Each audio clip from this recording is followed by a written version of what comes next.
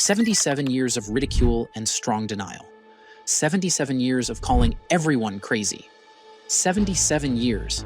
That's how long it took for the United States government to come out and acknowledge that UFOs exist, finally. On November 14, 2004, in the Pacific Ocean, 100 miles southwest of San Diego, California, the USS Nimitz Carrier Strike Group, which included the nuclear-powered carrier and the missile cruiser USS Princeton, was conducting a series of drills before deployment in the Persian Gulf. Around 2 p.m., an operations officer on the Princeton sent an order to 2 FA-18F Super Hornet fighter jets from the Nimitz. The pilots were already in the air when they were told to stop their drills and go to a new location for a real-world task. Basically, they were doing safe practice drills, and the commanding officer decided to kick it up a notch and make them perform as if they were in battle. Even scarier, the officer asked if they had any real guns with them, to which the pilots replied, no. Now, unbeknown to the pilots in the training, the Princeton's very powerful radar had been picking up strange objects for a few days at that point. The Navy has a name for things it can't explain, called anomalous aerial vehicles, or AAVs, which is just another name for UFOs. The military liked this term better than unidentified flying objects, or UFOs, because UFOs were linked to flying ships, little green men, and frankly, a lot of crazy people. Their words, not mine. Kevin Day, who was in charge of Princeton's radar at the time, said that over 100 AAVs showed up on his screen during that week. When he was being interviewed by the History Channel, he described the AAVs on his screen as watching snow fall from the sky. Day said that the AAVs showed up more than 80,000 feet in the air, which is much higher than what civilian or military planes normally fly. At first, the Princeton radar team didn't believe what they were seeing and thought that the strange things they were seeing were probably a malfunction or bug with their system. But once they were sure everything was working right, and more importantly, started seeing cases where the AAVs dropped incredibly quickly to lower, busier airspace, they knew it was. Definitely something worth checking out. In the military world, an unidentified thing or being is a threat because it could be an enemy trying to gather intelligence or worse, cause disruption or destruction. To ascertain what these AAVs or UFOs were, 2 fighter jets were sent in a different direction to meet one of the strange objects. The pilots were Commander David Fravor and Alex Dietrich. When they first got to the scene, the pilots didn't see anything, but they did observe what the lead pilot, Commander David Fravor, later referred to as a disturbance in the ocean. According to him, it looked like there was a large object just below the surface of the water that was being hit by white waves. After a while, they noticed one of the objects flying about 50 feet above the water. Fravor, the commander of the elite Black Aces squadron, who was a Top Gun program graduate with more than 16 years of flying experience, described the object as about 40 feet long, shaped like a tic-tac candy, and with no obvious means of propulsion. You know what? I am just going to stop here and let him describe what he saw for you. As we proceeded to the west, the air controller was counting down the range to an object that we were going to, and we were unaware of what we were going to see when we arrived. The controller had told us that these objects had been observed for over 2 weeks, coming down from over 80,000 feet, rapidly descending to 20,000 feet, hanging out for hours, and then going straight back up. For those who don't realize, above 80,000 feet is space. We arrived at the location at approximately 20,000 feet, and the controller called merge plot, which means that our radar blip was now in the same resolution cell as the contact. As we looked around, we noticed that we saw some whitewater off our right side. It's important to note that the weather on this day was as close to perfect as you could ask for off the coast of San Diego. Clear skies, light winds, calm seas, no whitecaps from waves. So the whitewater stood out in a large blue ocean. All 4 of us, because we were in F-18Fs, so we had pilots and Wizzo in the back seat, looked down and saw a white tic-tac object with a longitudinal axis pointing north-south and moving very abruptly over the water like a ping-pong ball. There were no rotors, no rotor wash, or any sign of visible control surfaces like wings. As we started clockwise towards the object, my Wizzo and I decided to go down and take a closer look with the other aircraft staying in high cover to observe both us and the tic-tac. We proceeded around the circle about 90 degrees from the start of our descent, and the object suddenly shifted its longitudinal axis, aligned it with my aircraft, and began to climb. We continued down another 270 degrees, nose low, where the Tic Tac, or we considered 270 degrees to where, and we went nose low to where the Tic Tac would have been. Our altitude at this point was about 15,000 feet, and the Tic Tac was about 12,000. As we pulled nose onto the object, within about a half mile of it, it rapidly accelerated in front of us and disappeared. Our wingmen, roughly 8,000 feet above us, lost contact also. We immediately turned back to see where the whitewater was at, and it was gone also. So as we started to turn back towards the east, the controller came up and said, "Sir, you're not going to believe this, but that thing is at your cap point, roughly 60 miles away in less than a minute. You can calculate the speed." We returned to Nimitz. We were taking off our gear. We were talking to one of my crews that was getting ready to launch. We mentioned it to them, and they went out and luckily got the video that you see, that 90-second video. What you don't see is the radar tape that was never released, and we don't know where it's at, of the active jamming that the object put on an APG-73 radar, and I can get into modes later if you're interested.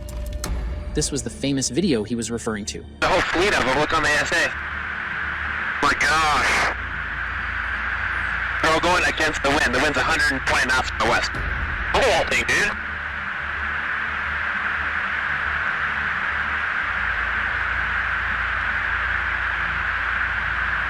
That's not our LNS though, is it? It's not. That is the LNS, dude.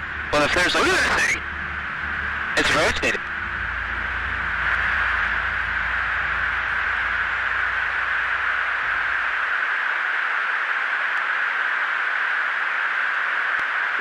Cycle 6-1 Roger, oh, got it! Woohoo! Roger, there's troubleshooting as soon as I get... Did you not moving target? No, I took an auto track. Oh, okay. Oh my gosh, dude. Wow, look at that, man. Look at it fly! The video was captured by another FA-18 pilot, Lieutenant Chad Underwood. Unlike some videos where there are heavy debates about whether it's real or doctored, this time, the US Navy came out to confirm that the videos were authentic. And what makes this case so intriguing is that every witness in this case are all highly trained military personnel, including several very experienced radar operators and fighter pilots. This is not a random individual who is coming out to share their story. These are from people who spent 2 decades of their lives on facts and data, because that's what will literally save their lives in battle. Till now, they still tell people in their interviews that they don't believe in UFOs. Some take it further by saying things like, "I don't know what I saw. I basically saw it, but don't know what it is." That is up to you, the experts, to figure out what it is. So, these were not statements from people willing to risk 2 to 3 decades of their career for fame. Most of them only came forward a decade later to testify when the news leaked. And some even shared their story anonymously. In such, at the time of the sightings, these people were likely operating what is probably the most advanced flight technology ever made at that time. Still, no one can explain what they saw, or how it moved, that it defied the very laws of physics. Naturally, there are laws that are hard-coded into our planet. Take, for example, Newton's first law of motion, which states an object at rest remains at rest, and an object in motion continues to move at a constant velocity, unless acted upon by an external force. So imagine, if you put your car in park, and then out of the blue, your car's gear enters drive or reverse. That means something weird definitely happened. And that was exactly what the tic-tac-toe was doing. Because planes have to follow the rules of physics, whether they are manned or not, they have to have some sort of source for liftoff and propulsion, which makes the plane or aircraft move forward. But all that was missing in the tic-tac. That's like buying a car without an engine, and yet it still works. To top it off, it dropped from about 50,000 feet to about 100 feet in a matter of seconds, which is practically impossible. And that's from another pilot's point of view. For David, it was from 80,000 feet.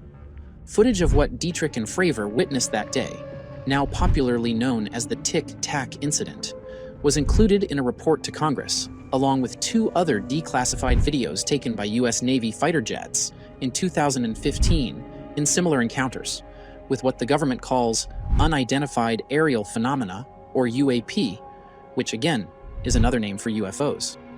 It seems the government will do anything to make sure they are not caught saying the 3-letter word UFO.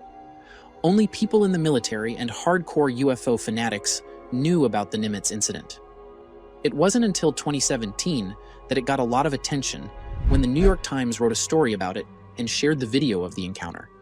This led to an outbreak where numerous media and individuals were conducting several investigations to find out more information. The pilots involved became overnight celebrities of some sort, with everyone wanting to interview them. The more people investigated the story, the more we kept finding out things that left not just America, but the whole world stunned. People have been interested in UFOs since 1947, when Ken Arnold, a private pilot and reputable businessman, said he saw 9 disc-shaped objects moving at an estimated speed of over 1,000 miles per hour. He saw these planes while looking for a crashed plane near Mount Rainier National Park in Washington. After Arnold's report, people started coming out in their numbers, talking about unexplainable sightings they saw.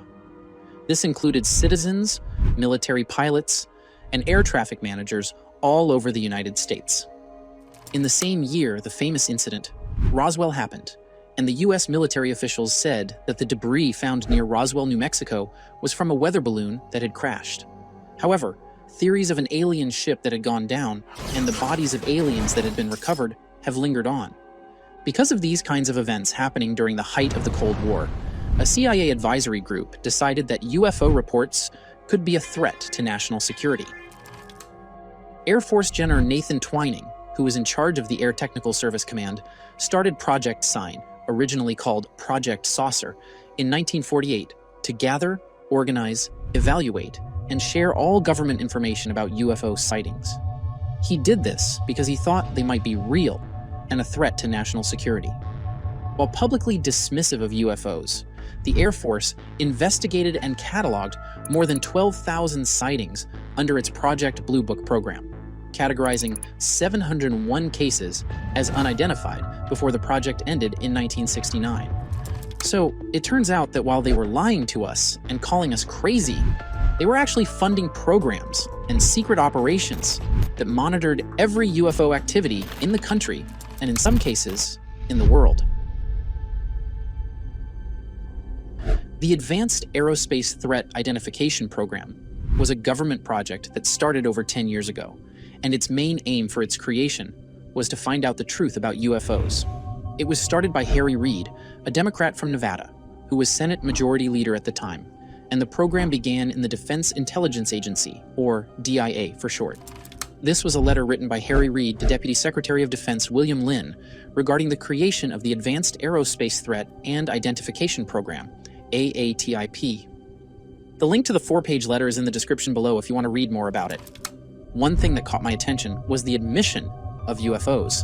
The letter said, "Since the Advanced Aerospace Threat and Identification Program, AAITP and study were first commissioned, much progress has been made with the identification of several highly sensitive, unconventional aerospace-related findings. Given the current rate of success, the continued study of these subjects will likely lead to technology advancements that in the immediate near term will require extraordinary protection. Due to the sensitivities of the information surrounding aspects of this program, I require your assistance in establishing a Restricted Special Access Program, SAP, with a bigoted access list for specific portions of the AATIP. So according to this letter, the program was so successful in its findings that it is expanding by establishing another secret program. Due to the Freedom of Information Act, the DIA released a list of 38 research titles that were supported by the program. Many of them are very speculative and not at all related to current science, engineering, or military intelligence. According to some people in charge, AATIP was shut down, but again the government lied. The Pentagon admitted in 2020 that there was a program called the Unidentified Aerial Phenomenon Task Force that worked like AATIP. Also, it turns out that they lied about shutting down the program in 2012. According to the program's former director Luis Elizondo, AATIP was still operational even at the time he resigned from the program because he wasn't happy with how they were not taken seriously within the Defense Department. So, ladies and gentlemen, the government once again lied, but this time about their previous lies. But despite how they try to sweep this Tic Tac video as nothing alien, the official report says otherwise. The official report of the Tic Tac video names the high-tech sensors that were used at the time, such as the ANSPY, which can track a golf ball at 100 miles away, the E-2C Hawkeye airborne early warning planes, shipboard radars, and sensors on several F-18s that interacted with the Tic Tac as well as whatever was below the water. Several pilots reported a large disturbance just under the surface of the ocean that was round and 100 yards across. It appeared as if the Tic Tac was meeting up with the underwater object. This 13-page report includes statements from 7 F-18 pilots, as well as radar operators on the ships.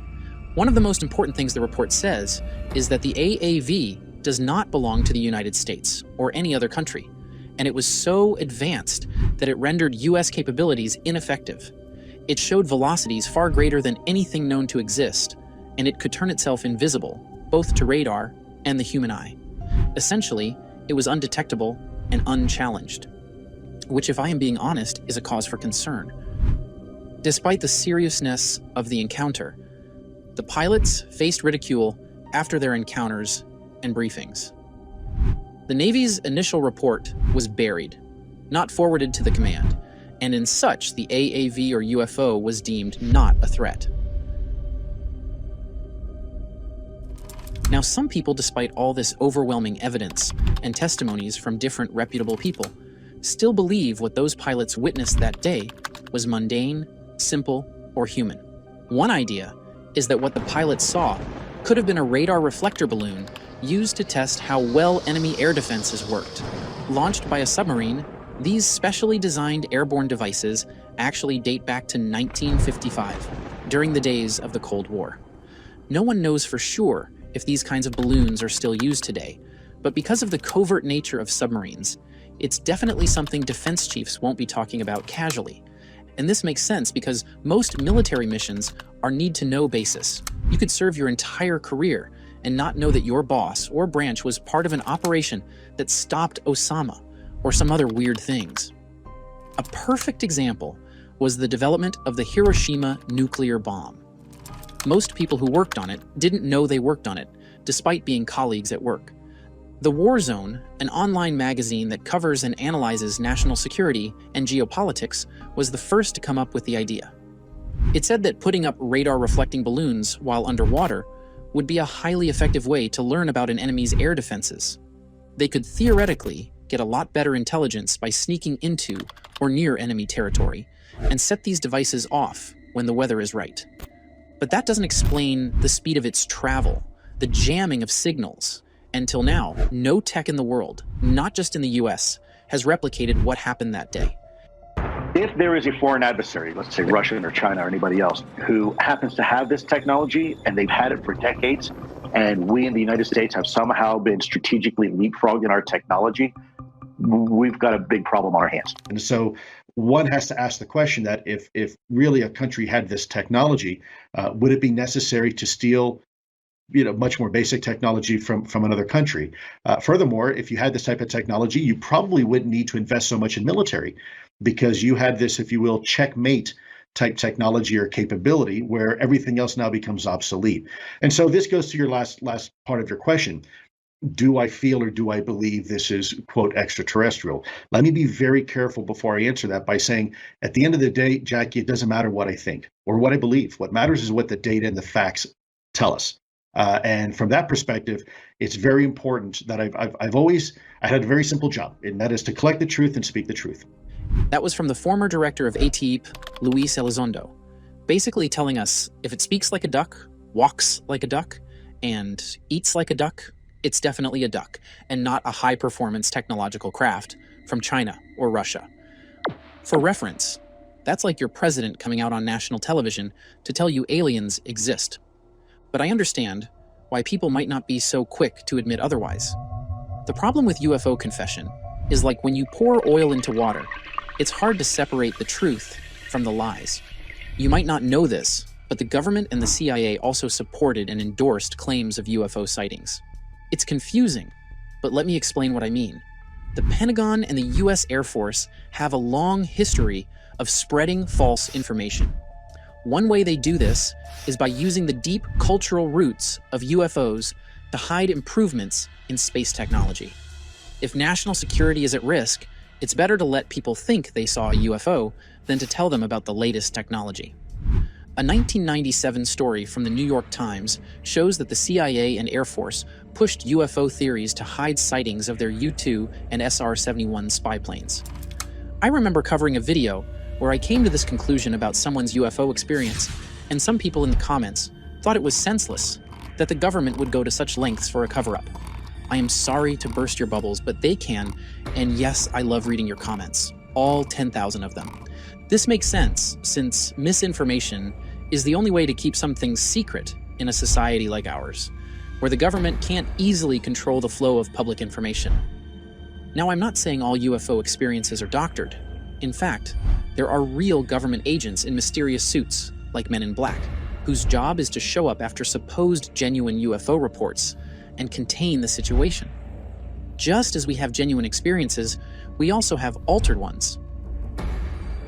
Okay. This whole thing is a psychological warfare operation going back since 1953, 70 years, when they concluded they could use the whole UFO issue for its psychological warfare value. And I'm quoting from the CIA document we have, and that I provided in briefings to people at the White House and Congress. So I think that you have to understand, what does that mean? It means exactly what I just told you.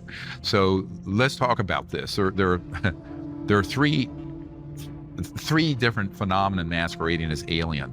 One is actual extraterrestrial. The other are what we call stagecraft. Like in the early days, we have an Air Force intelligence officer who's a witness on camera.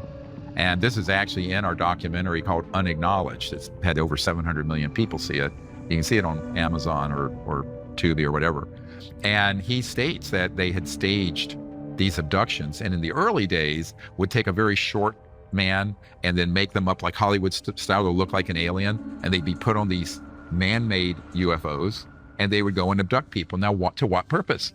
It's what we just talked about, for the psychological warfare, so they could convince and brainwash people that there was a threat. But for this story, we can say the CIA has nothing to do with it. Since the story became famous, a lot of US military members have come out to report UFO sightings that can't be explained. One former naval aviator, retired Lieutenant Ryan Graves, told 60 Minutes that there was a time when they saw them every day for at least a couple of years. During 2014 to 2015, fighter pilots associated with the USS Theodore Roosevelt Carrier Strike Group were operating off the East Coast of the United States when they reported instrument detections of unknown aerial objects that the pilots were unable to identify. And there is something I want you all to understand. Whatever has been released to the public has to be something that has gone through a rigorous assessment to make sure it's been watered down or desensitized in a way that the blowback can't cause that much damage. In such, we the public were not meant to know about the Tic Tac encounter. It was all hush-hush until the New York Times brought it to light and exposed the Navy. The Navy couldn't hide from the backlash and had no choice but to say yes to the allegations. Either way, one thing is clear. Someone, be it China or Russia or something, is flying an aircraft that is much more advanced than any known aerospace technology. They can enter any controlled airspace whenever they want, and there is nothing anyone can do to stop them.